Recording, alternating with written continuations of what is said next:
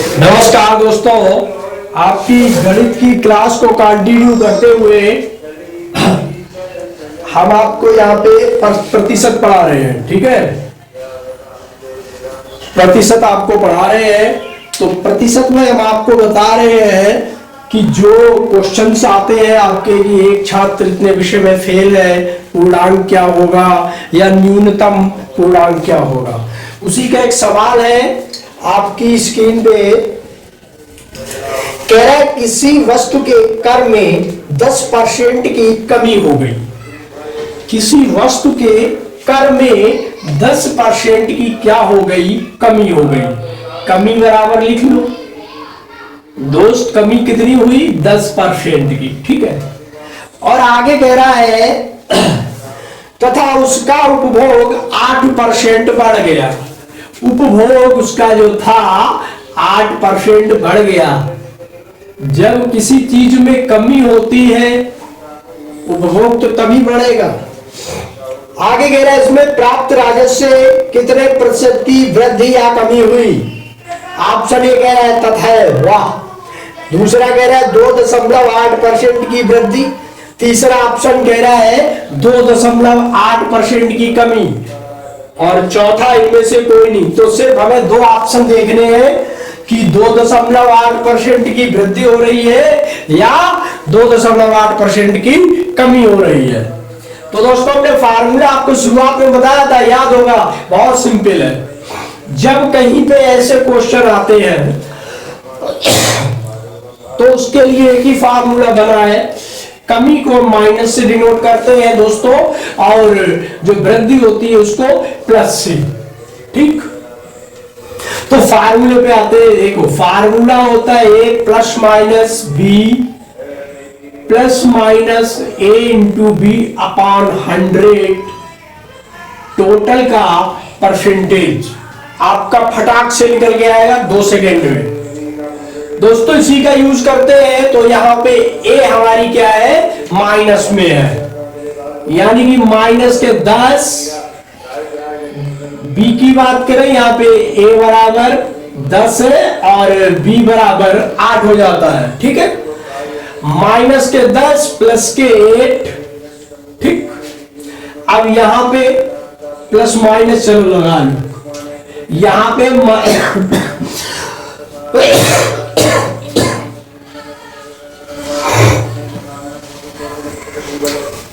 ये हो गए आपके माइनस के 10 इंटू बड़ा कोष्टक लगा दे। ठीक है, कायदे समझ लो, यहां पे प्लस माइनस का खेल है।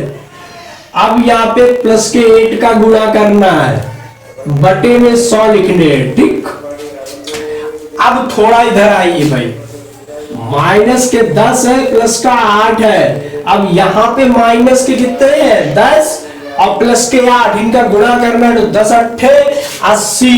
अब गुणे की कंडीशन ये होती है दोस्त, यहां पे मैं आपको लिखी दूं माइनस के 80 बटे 100। सबका परसेंटेज इस तरह से लगाना मत भूलिए, वैसे याद रखिए हम लोग कंपटीशन देते हैं, ये सवाल पूरा लगा के नहीं दिखाना है, मैं आंसर निकालना है। हाँ, तो बात ये कर रहा था, यहाँ पे आप कहोगे माइनस के 10 है और गुणे में इधर प्लस के 8 है, तो आपने यहाँ पे माइनस के 80 क्यों लिख दिए? बहुत छोटी बात है। तो जो बहुत छोटी बात है तो दोस्तों क्या होता है, गुणा में माइनस का गुणा अगर प्लस से करोगे तो माइनस आएगा।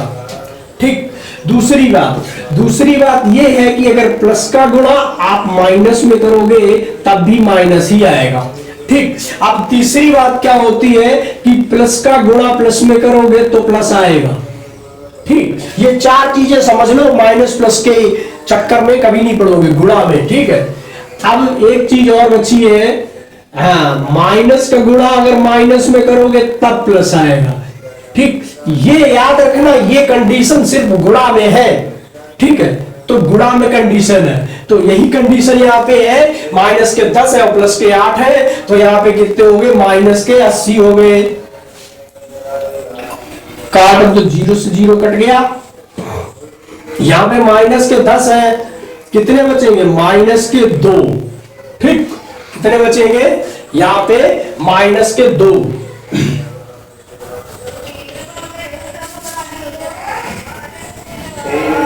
इधर आ जाओ, माइनस के 10 प्लस, पहले इसको साफ कर लो, प्लस के 8 माइनस के यहाँ पे कितने बचे 8/10।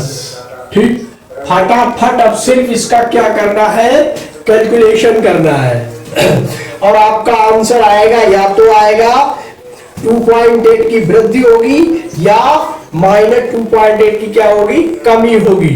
ठीक है, देखो गुणा अपने आप करना सीखो, हमने अभी बताया। चलो यहां पे करते हैं, ये चीज नोट कर लीजिए।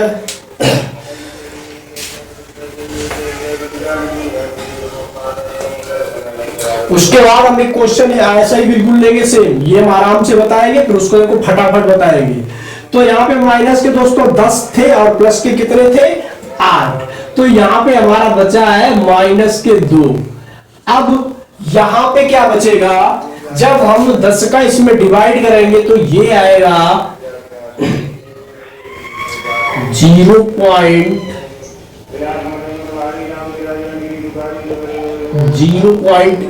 ये बचेगा, तो ये आपका हो जाएगा माइनस के 2.08। अब पूछ रहा है ये प्लस में है या माइनस में है। ठीक है, प्लस में है या माइनस में है, तो यहां पे जो वृद्धि आ रही है आपकी वो माइनस में आ रही है, तो इसके मतलब 2.8% आपका 2.8% आपका गलत लिख गया, 2.8% आपका क्या है, कमी है।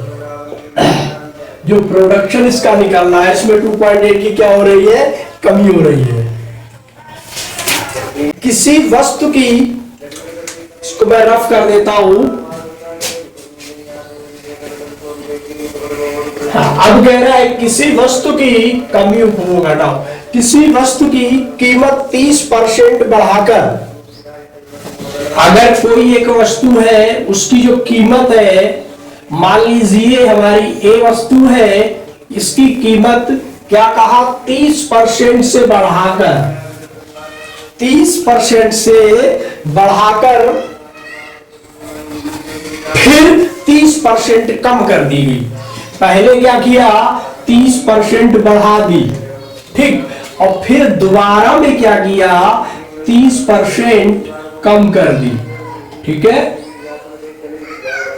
अब क्या पूछ रहा है, अब कह रहा है कि मूल कीमत की तुलना में कुल कितने प्रतिशत परिवर्तन हुआ और क्या परिवर्तन हुआ। चलिए फटाफट आइए,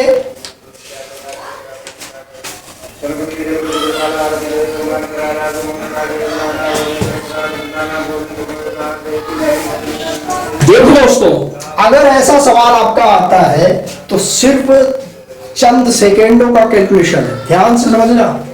ये पिछले वाला था और ये वाला सेम ही है, लेकिन जब किसी, लिख लो नोट में, यहां पे लिख लो नोट,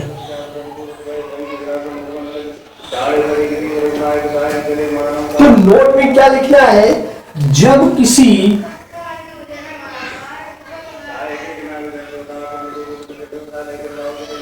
एक वस्तु की, जब किसी एक वस्तु की, एक वस्तु को लिखो, कीमत या कुछ भी समझ लो, या वृद्धि की कीमत या अन्य मान लो, ठीक, को बढ़ाकर कितना, को x% मान लो, x% बढ़ाकर और x% कम कर दिया जाए, कम कर दिया जाए, तो वस्तु की कीमत में, जो भी वस्तु की कीमत है उसकी कीमत में कितनी होगी, x² / 100% की क्या होगी दोस्त, कमी होगी। क्या होगी, एक्स स्क्वायर बटे 100% की क्या हो जाएगी, वहां पे कमी हो जाएगी। ठीक, तो हम भी यही करते हैं। क्या बोला है, ए पे पहली बार बढ़ाता है 30% और फिर घटा देता है। फार्मूला आपके सामने रखा है, यक्स बराबर कितना है, यक्स बराबर हमारा यहाँ पे 30 है। ठीक, तो हमने यक्स की जगह 30 रख दिया बटे 100, इसका क्या किया, होल स्क्वायर परसेंटेज। तो बताइए दोस्त, फटाफट 3 तुर्का 9,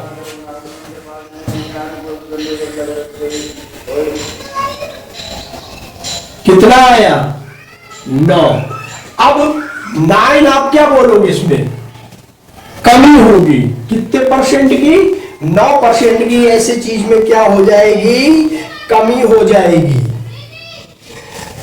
ठीक है, अच्छा क्वेश्चन है, सही से देख लो।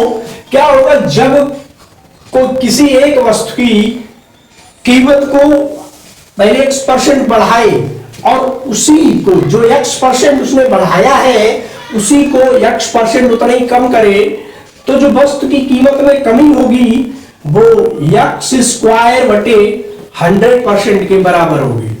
तो यहां पे हमने वही किया, उसने पहले क्या किया कि 30% इस चीज को बढ़ाया और फिर 30% इस चीज को क्या कर दिया, कम कर दिया।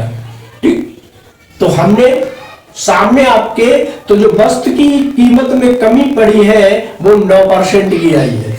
ठीक है, जब दो विषयों का जिक्र हो। दोस्तों ये बहुत इंपॉर्टेंट टॉपिक है आपका, और उससे आपके एग्जाम में अधिकतर सवाल इस टॉपिक से आते हैं। हमने कहा था कि हम आपको वो क्वेश्चन भी बताएंगे जिसमें चुनाव वाले भी आते हैं। ठीक है, जब दो विषयों का जिक्र हो तब क्या होगा, जैसे हम अभी मान लेते हैं कि हमारे पास छात्र एक ए है, एक छात्र ए है, ठीक, जिसके इंग्लिश में हम यहां पे लिख रहे हैं। ठीक, देखो ए एक छात्र है और दूसरा छात्र हमारा बी है। आपको अगर अपने दोस्त के नाम रखने हैं तो रख लीजिए, वैसे हम तो ए भी रखेंगे। तो एक छात्र है और उसके अंग्रेजी में 60% अंक है।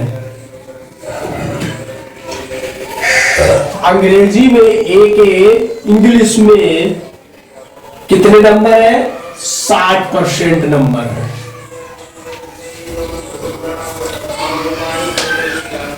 और वह 40% से फेल हो जाता है। यहां पे ये क्या, 60% पास और फेल का है 40%।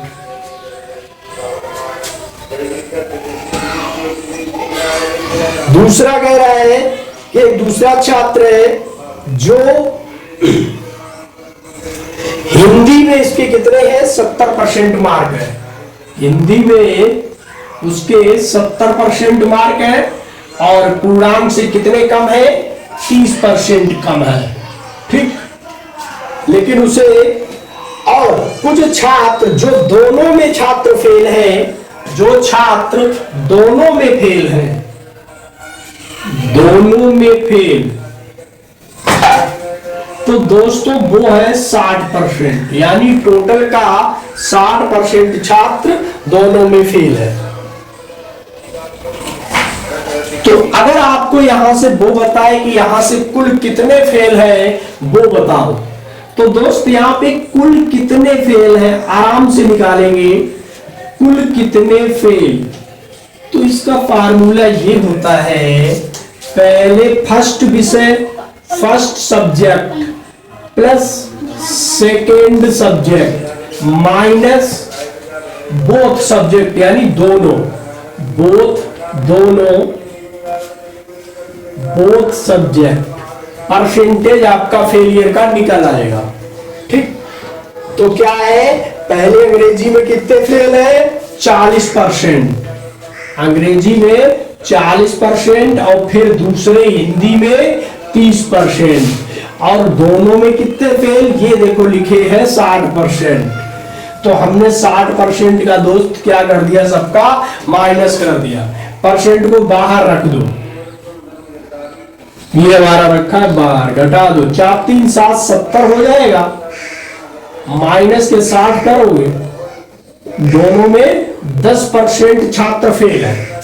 समझ में आई? अगर दोनों में पूछ रहा है तो ये टिक अपनाएंगे, क्या कुल कितने फेल, सब्जेक्ट 1 में कितने फेल है और सब्जेक्ट 2 में कितने फेल है, और फिर दोनों सब्जेक्ट में मिला के कितने फेल है, फार्मूला में लिख दीजिए आप, आपका 10% आ जाएगा। दोस्तों कह रहा है अंकुर को एसएससी परीक्षा में सफल होने के लिए 60% अंकों की आवश्यकता थी। अंकुर को एसएससी परीक्षा में पास होने के लिए 60% अंकों की आवश्यकता थी। उसे 240 अंक प्राप्त होते हैं और 60 अंकों से असफल हो जाता है। कितने अंकों से असफल हो जाता है? 60 अंकों से। तो एसएससी की परीक्षा में अधिकतम अंक कितने हैं? 400, 500, 600, 550, 650। देखते हैं। अंकुर को एसएससी की परीक्षा में सफल होने के लिए 60% अंकों की आवश्यकता थी।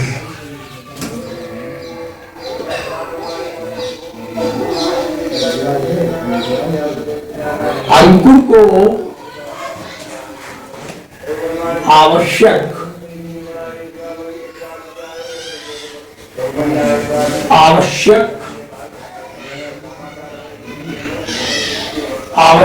अंक कितने चाहिए थे? 60%। अंकुर को आवश्यक अंक कितने चाहिए थे? 60%। उसे 240 अंक प्राप्त होते हैं। अंक उसे कितने मिलते हैं? 240 अंक प्राप्त होते हैं। ठीक। और कह रहा है वह 60 अंकों से असफल हो जाता है। 60 अंकों से असफल मतलब कि 240 अंक प्राप्त करता है और 60 अंक से क्या होता है? असफल। ठीक। तो दोस्तों उसके नंबर यहां पे परीक्षा का अधिकतम पूर्णांक कितना ये पूछ रहा है, भी निकालेंगे, टेंशन मत लो। बात को समझो, किसी भी ट्रिक को रटो मत, दिमाग लगाओ, तब मजा आता है। कहे क्या रहा है, हमने आपको सब संकेतों में क्वेश्चन में पूरा लिखा ही है। बात कर रहा है कि अंकुर को कितने अंकों की आवश्यकता है? 60% नंबर उसके आ जाए, पास हो जाएगा। ठीक। तो उसे मिलते कितने हैं? 240 नंबर उसे मिलते हैं। और कितने अंकों से असफल हो जाता है? 60 अंकों से। अगर उसके 60 नंबर और होते तो वो पास हो जाता, यानी कि 60% का क्राइटेरिया पूरा कर लेता। तो जोड़ लो, 6 4 10 2 300। 300 किसके बराबर है? 60 के बराबर है दोस्त। 300 नंबर अगर होते उसके तो अंकुर पास हो जाता। अब कह रहा है पूर्णांक कितना है? कह रहा है कि पूर्णांक कितना है? 60% बराबर किसके है? 300 के। तो 1% किसके बराबर होगा? 300/60। 6 पंचे 30। तो 1% किसके बराबर है? 5 के। तो 100% किसके बराबर है? 500 के। दोस्त बात समझ में आई? देखो क्या कह रहा है, एसएससी में उसको अंकों की जो आवश्यक अंक है 60% चाहिए थे, और दूसरा उसे जो अंक प्राप्त हुए, प्राप्त अंक लिख लो। प्राप्त अंक कितने थे? 240 थे।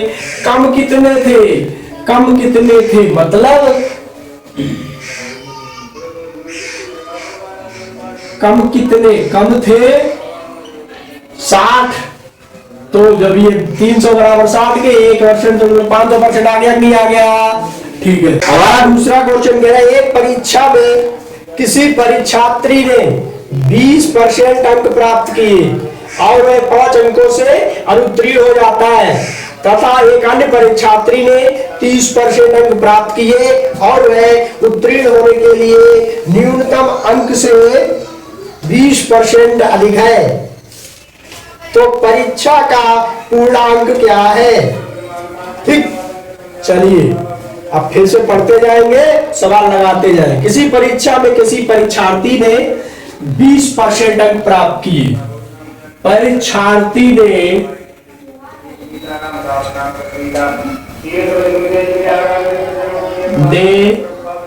प्राप्त अंक कितने? भाई का 20% मिले बेचारे को। फिर क्या हुआ? और वह 5 अंकों से उत्तीर्ण हो जाता है। अगर उसके 5 अंकों से क्या होता है? अनुत्तीर्ण। अगर उसके 5 नंबर और होते तो वो पास हो जाता।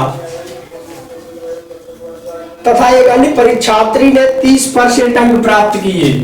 ये परीक्षार्थी ए और परीक्षार्थी ने क्या किया? दूसरा परीक्षार्थी है हमारा बी ने प्राप्त अंक कितने? कह रहा है 30% प्राप्त किए और उत्तीर्ण होने के लिए न्यूनतम अंक से 20% अधिक प्राप्त करता है, पास हो जाता है, और 20% नंबर ज्यादा प्राप्त करता है और क्या होता है? उत्तीर्ण। ठीक, तो ऐसे केस में हम क्या करेंगे? पूर्णांक पूछ रहा है भाई साहब। देखो फर्स्ट ने कितने परसेंट अंक प्राप्त किए? ए ने। अब यहां पे आते नीचे बढ़िया से समझ लीजिए, मजा आ जाएगा। लास्ट क्वेश्चन है आपका इस क्लास का, वैसे नहीं इस क्लास का लास्ट है, धीरे मजे समझिए। अब परीक्षार्थी ए ने यहां पे कितने प्राप्त किए दोस्त? 20%। ठीक, और फेल हो गया -5 अंक से। और दूसरा बी है, इसने कितने प्राप्त किए दोस्त? तो 30% और फेल हो गया, नहीं पास हो गया 20 नंबर से। अब पूछ रहा है कि परीक्षा का पूर्णांक कितना है, तो इनमें से क्या कर दो? घटा दो, माइनस कर दो।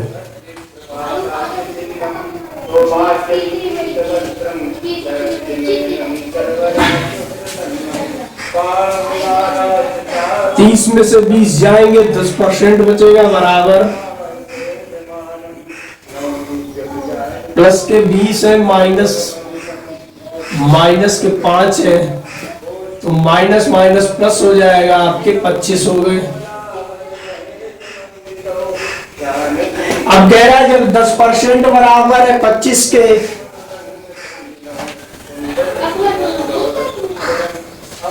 दस परसेंट बराबर है 25 के, तो भाई साहब 1% बराबर नहीं होगा 25/10% के।